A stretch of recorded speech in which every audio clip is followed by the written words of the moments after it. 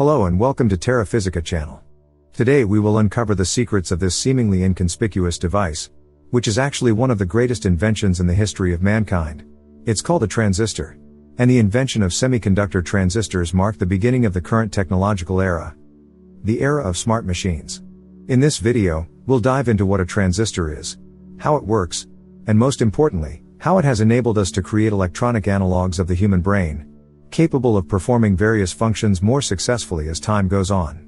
Don't forget to subscribe. Let's get started. Transistors are made from special types of materials known as semiconductors.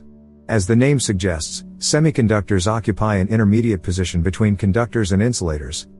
In conductors, the outer valence electrons are weakly bound to the atoms, so weak that their interaction with the parent atoms is comparable to their interaction with neighboring atoms. This leads to a phenomenon known as electron pooling, characteristic of metals.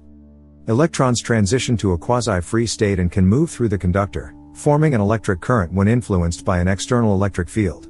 These electrons are also known as conduction electrons. In insulators, electrons are tightly bound to their atoms, and therefore, there are no free charge carriers in insulators, and they don't conduct electric current. Semiconductors are similar to insulators in that typically all valence electrons of their atoms are bound to these atoms. The electrons of neighboring atoms are attracted to each other in pairs, leading to the bonding of adjacent atoms and the formation of a crystalline lattice. However, the outer electrons in semiconductors are bound to their atoms less strongly than in insulators, and sometimes they can break free from their parent atoms, becoming conduction electrons.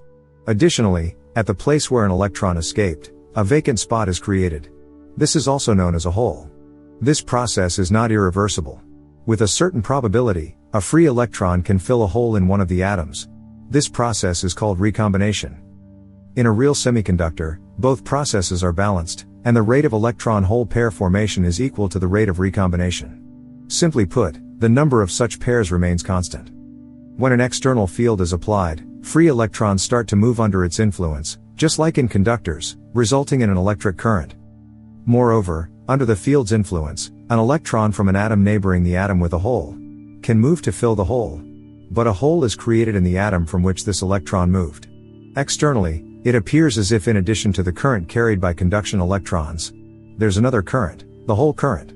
These two types of conductivity in semiconductors are referred to as electron and hole conductivity. It's not difficult to grasp that in a pure semiconductor, the number of electrons and holes will be equal to each other. And it's crucial that both of these quantities will be small. A pure semiconductor conducts electricity relatively poorly. However, we can increase the number of free charge carriers by intentionally doping the semiconductor with impurities, atoms that have a different number of electrons. For instance, we can dope silicon with 4 valence electrons in every atom. With phosphorus atoms, which has 5 valence electrons. 4 electrons of phosphorus form bonds with neighboring silicon atoms, leaving the 5th as if it's surplus. These surplus electrons can easily leave the parent atoms, increasing the number of conduction electrons, and the conductivity of the semiconductor as a whole. Moreover, there are more electrons than holes in such a semiconductor. These conductors with an excess of electrons and a deficit of holes are called N-type semiconductors. We can do the opposite as well.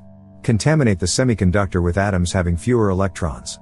For silicon, it could be boron or aluminum, with 3 valence electrons.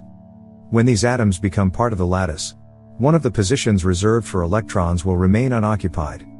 Meaning, replacing atoms introduces additional holes in the material, which also increases its conductivity.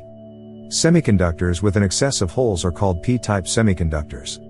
Now, let's connect 2 semiconductors, one p-type and one n-type, each of which conducts current individually. Some holes from the p-type semiconductor migrate to the n-type semiconductor, just as some electrons from the n-type semiconductor migrate to the p-type region.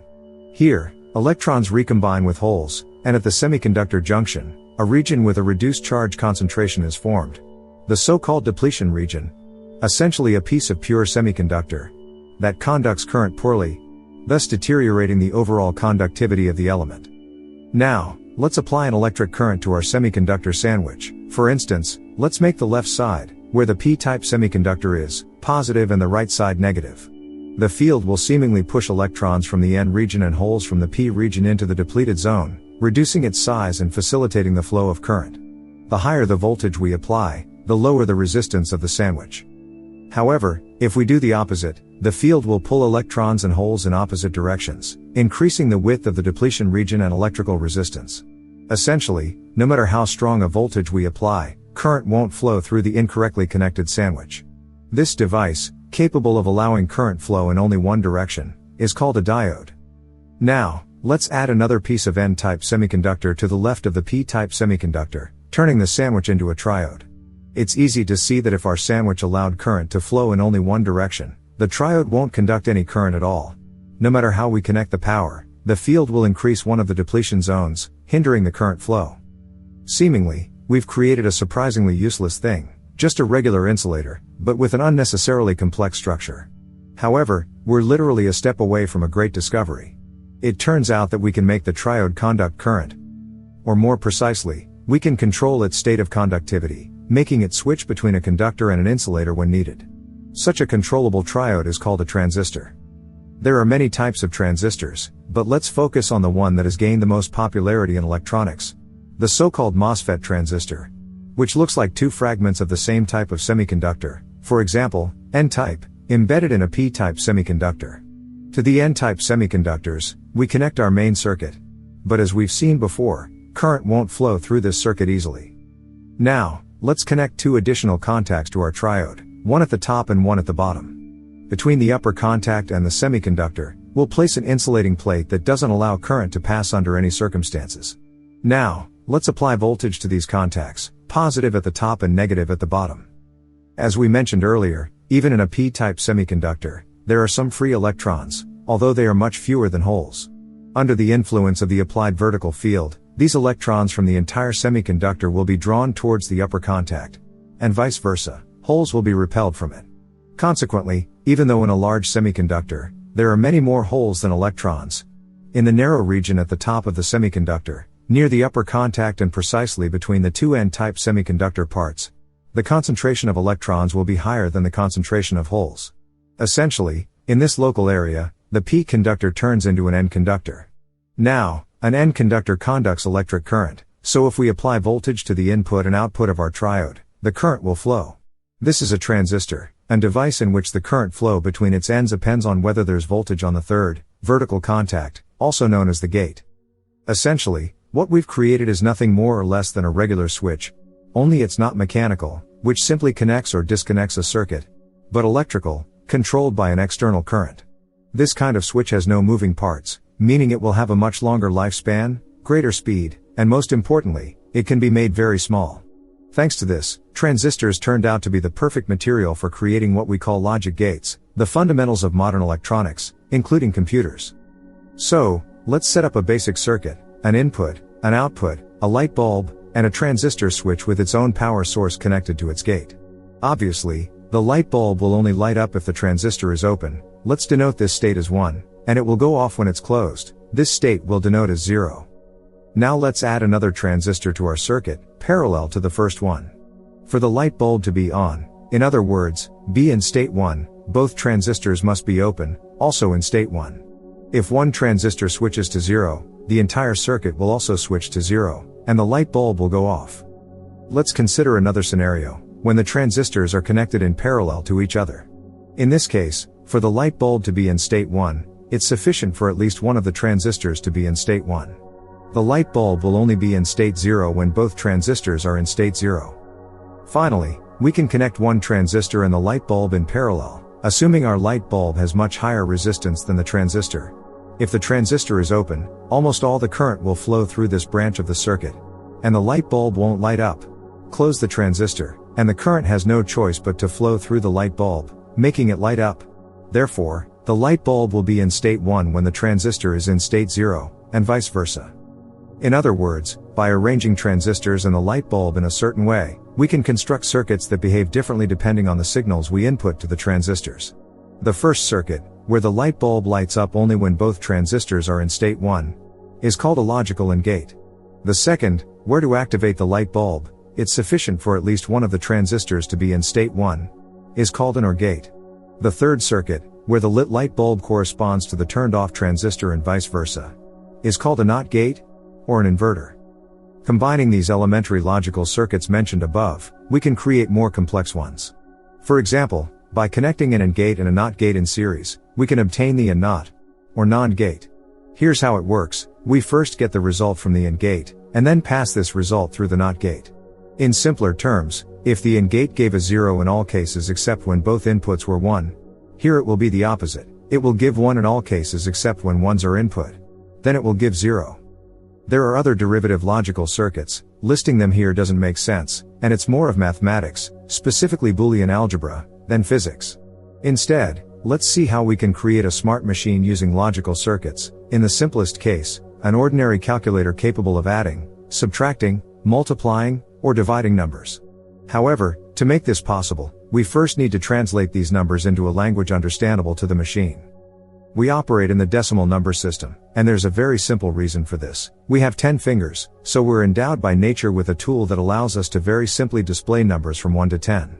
To record larger numbers, we've devised a system of digits. Numbers are written as a sequence of digits from 0 to 9, each of which we then multiply by 10 to the power equal to the ordinal number of the digit in the record. For example, let's take the number 235. It consists of 5 multiplied by 10 to the power of 0, which is 1, 3 multiplied by 10 to the power of 1, which is simply 10, and finally, 2 multiplied by 10 squared, which is 100. A computer doesn't have fingers. It works with logical circuits that only have 2 states, on or off, or 0 and 1. Therefore, in computer systems, a base 2 positional numeral system is used, that is, numbers are represented using powers of 2. The same number 235 in this system would be written as 11101011.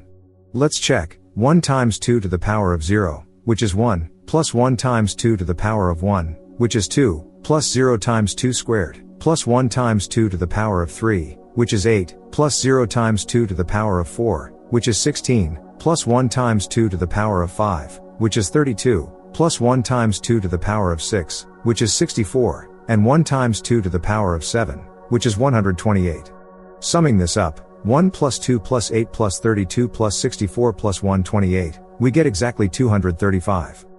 And it turns out that numbers written in binary form can be quite easily added and subtracted automatically through the logical circuits described above. Let's start with the simplest case, adding 2 elementary binary numbers, zeros or ones. It's easy to understand that there are 3 possible outcomes for this operation. 0 if both numbers are zeros, 1 if one of them is 0 and the other is 1, and 2 if both are ones. In binary, it's written as 0 0 if both signals are 0, 0 1 if one is 0 and the other is 1, and 1 0 if both are 1. In Boolean algebra, it's written like this. The second bit of the result is 1 if both input numbers are 1, and it's 0 otherwise. So, to get the correct result, we need to pass our signals through the logical circuit. For the first bit, it's a bit different. It will be 0 if both input numbers are 0 or 1, and 1 if they are different. This is an exact description of the exclusive or logical circuit, or XOR. Alright, now let's put all of this together. The signal from the exclusive OR circuit will go to the first bit, and the signal from the AND circuit will go to the second. Let's check the functionality of our device. If zeros are input, both the AND and exclusive OR circuits give 0. Sum is 0. If 0 or 1 is input in any combination, exclusive OR gives 1, and AND gives 0. So we have 1. Finally, if we add 2 ones, exclusive OR gives 0, and AND gives 1, so we have the binary number 1 to 0, or 2. Everything works well. So, we've created a device capable of automatically adding 2 simple binary numbers, also known as a binary adder, or as it is also called, a half adder.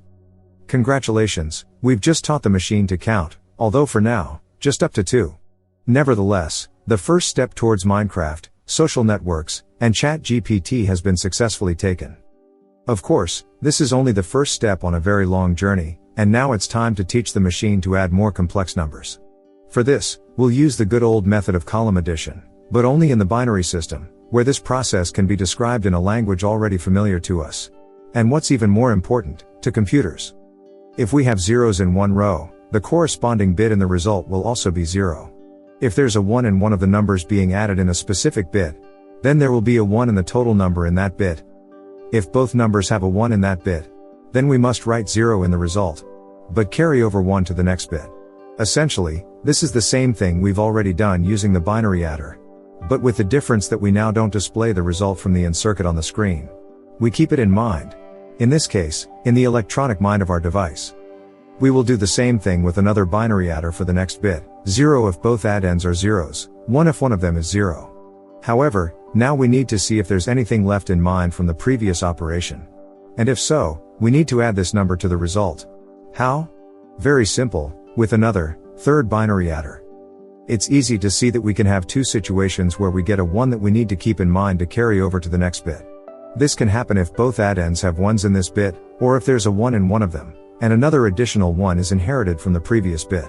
The word or hints that we need to decide whether to record something in our calculator's memory for transfer to the next bit, using a logical circuit called OR, connecting its outputs with and circuits of both second-bit binary adders, and similarly passing the result to the next, third bit. Such a structure, consisting of two binary adders and OR connection, is called a full adder. It's also called a ternary adder, because unlike the binary adder, we have not 2 but 3 inputs, 2 for the current bit of the numbers being added and 1 more for the carryover signal from the previous bit. Easy to see that with full adders, we can build a calculator capable of adding numbers of any length. All we need for this is to connect in parallel as many adders as the number of digits we need in the binary system. The first output of the adder goes to the screen of our calculator, and the second one goes to the adder of the next digit. In the 0-digit adder, this third output is blocked and will always be 0. In the last adder, we can display a side output on the screen. That's how a 4-bit adder, capable of adding numbers from 0 to 15, would look like. Alright, so we've got addition figured out, but that's not the only mathematical operation we might need. Unfortunately, life is not always about addition, sometimes we also have to subtract. A good news is that we can also perform the subtraction operation using an adder, although it might take a little tinkering. Essentially, subtracting number b from number a may be thought of as adding to number a negative number b. All we have to do is figure out how to turn number b into negative b using logical circuits. In this example, we'll stick with 4 digits, but in general, this operation can easily be scaled to any number of digits. To find negative b, we need to find a number that when added to number b, gives us 0. It turns out that in binary notation, this can be done quite easily. First, we need to invert the number, that is, replace ones with zeros in all digits and vice versa. And then add 1 to the result. It may sound strange at first, but it really works, and the guy who came up with this was definitely a genius. Let's say we have the number 1001. What it equals in decimal is not important right now, although it's 9. We'll go through the described procedure with it.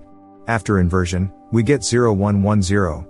After adding 1, 0111. That is, 7. Yes, I do mean that 7 plus 9 in a 4-digit binary notation will be equal to 0. Don't believe it? Well, see for yourself. In the first digit, 1 plus 1 equals 2, i.e., 10. We write 0 in this digit, carry over 1 to the next. Considering this, in the second digit, we'll have 0 plus 1 plus 1, so again 10, we write 0, and keep 1 in mind. The same story in the third and fourth digits. In total, we get the number 10000, or 16, as expected when adding 7 and 9. But we agreed to do everything in 4 digits, so this fifth one just burns out, and we get 0000, or simply 0, which is exactly what we needed. In theory, we could build a separate device for the subtraction operation, a sort of subtractor. But it's much nicer to create a machine that can both add and subtract. Its foundation will be the same 4-bit adder, made up of 4 full adders, but we'll just block its last output. Yes, in the end, we'll have its capabilities, as it won't be able to add numbers whose sum exceeds 15. So, 7 plus 8 we can add using it, but for 8 plus 8 or, let's say, 10 plus 10, it won't work properly. But we'll be able to perform 2 actions on such a device, not just 1. And we can easily increase the number of digits by simply adding more full adders to the circuit. Next, we'll need another input signal, an operation type signal, which will show whether we're adding or subtracting. Let's say that for addition, this signal will be 0, and for subtraction it will be 1. If the subtraction mode is off, then we just feed our numbers to the input of the adder unchanged. If we tell our calculator to subtract, we need to leave the minuend unchanged, but turn the subtrahend into its opposite by inverting the digits, and then adding 1 to the result. First, let's create a logic circuit that will invert the digits. It will work like this: if the subtraction mode is off, that is, the action signal is 0, so we don't need inversion, then 0 remains 0, and 1 remains 1. If the action signal is on, then 0 turns into 1, and 1 turns into 0.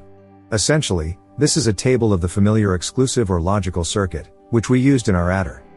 So, all we need to do is pass each digit of the second number through the exclusive or circuit, with the other end connected to our action signal. In this case, if we tell our calculator to add, the number remains unchanged, but if we say to subtract, it will turn into its opposite. Either way, the result can be directed straight to the adder. Oh no, not quite. We forgot to add one more thing to the number with inverted digits. Theoretically, we could add another adder before the final one, but we don't really need that. After all, the commutative property of addition still stands. So we'll just feed our inverted number into the adder, and also input the action signal to the dummy first input of our adder, which is essentially equivalent to adding that very one. Alright, let's check what we've got. Let's say we want to calculate what 5 minus 3 equals, that is, what we get if we subtract 0011 from 0101. After passing the 3 through the inverter, it will turn into 1100. We add 1100 and 0101, getting 10001. But we don't have the fifth digit, it burns out. So we get 0001, or simply 1. Now we add 1 to this, coming from our action signal, and get 0010, or, in simpler terms, 2. As we know, 5 minus 3 indeed equals 2, so our device is working correctly. However, in this form, it still can't handle actually negative numbers, and for example, we can't subtract 5 from 3 using it. However, it turns out that in principle, this can be done, and with the same device, by slightly changing the way we interpret our binary numbers. Let's agree that when we convert our binary notations into familiar numbers, we'll assume that the most significant digit will have the opposite sign.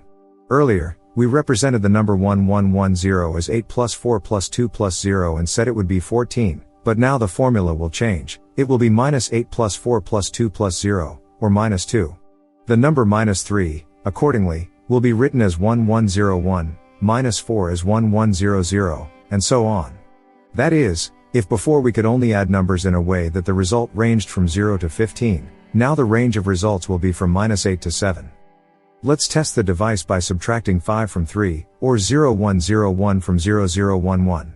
We invert the 5, get 1010, add 0011 and 1010, getting 1101, then add 1, getting 1110. Let's convert this to our familiar decimal notation. Minus 8 plus 4 plus 2 plus 0 equals minus 2, exactly what we need. What about adding two negative numbers? Sure, here's an example. Minus 4 plus minus 2, or 1100 plus 1110. We are adding them, so we can directly input these numbers into the adder, and we get 11010. The fifth one doesn't fit on the screen of our calculator, so we discard it, and we're left with minus 8 plus 2 equals minus 6. Now that we've learned how to add and subtract, it won't be too hard to teach our calculator to multiply and divide. After all, multiplication is just adding a number to itself a certain number of times, and division is finding out how many times the dividend can be subtracted from the divisor. Well, from multiplication and division, it's just a step away to exponentiation, taking roots, and other operations that a respectable calculator should be able to do. I won't go into detail on how to do this, it's already pure math, and here we're more about physics. Of course, a calculator is far from being a computer, and to create a device where you can play Dota or watch a movie, we'll have to solve many technical, technological, and mathematical problems. However, the beginning has been made, and we can rightfully be proud of ourselves, and also marvel at how the invention of such a straightforward device as a semiconductor transistor has opened up such brilliant prospects for us. If you found the topic interesting, be sure to write about it in the comments, and we'll explore the physical foundations of other aspects of how computers and similar devices work in our upcoming videos. Good luck to everyone, and until next time.